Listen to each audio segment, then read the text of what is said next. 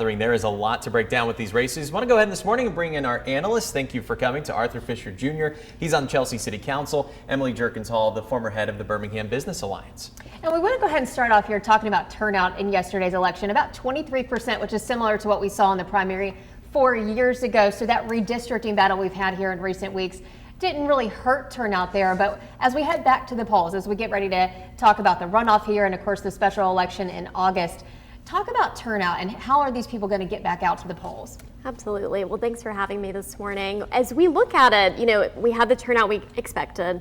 The concern comes to June for the runoffs, in August for those 4 congressional districts, and then getting folks out again in November for the general. And so folks that are running for office will be looking to kind of garner support and get people out for the vote.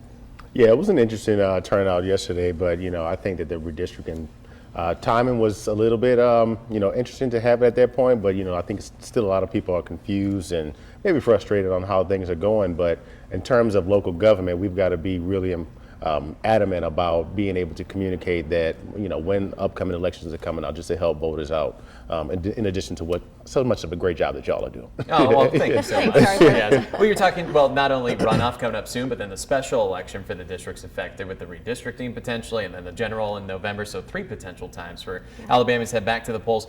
What did you see yesterday? Just kind of open it broad here in terms of some of the biggest local impact for us. Yeah, the thing that I'm really noting is the potential shifts in the Jefferson County delegation. Some of the incumbents looks like they have been unseated. And when we look at that, really we need across party lines, them working together in Montgomery. We saw some strained relationships after the Birmingham Water Works bill last year. And so hopefully with some fresh faces, we'll really have some great partnerships taking hold.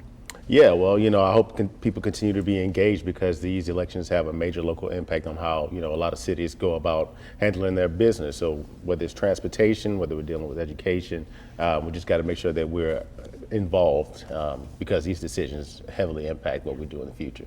Of course, this election cycle just getting started. We're going to turn around and have a runoff here with some key races in June, looking at Lieutenant Governor, Attorney General, and of course, the U.S. Senate race. Arthur, I want to start with you. What do these candidates need to focus on heading towards that runoff?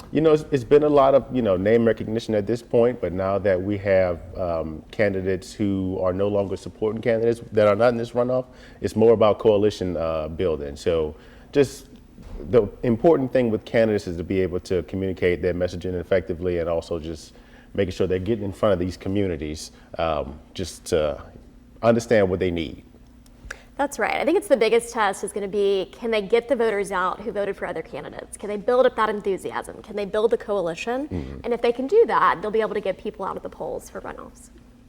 All right, we appreciate both of you joining us. Emily and Arthur, y'all have been great analysts for us this morning. Kind of break you down what a busy day we had, a lot of races, and of course, it is just getting started.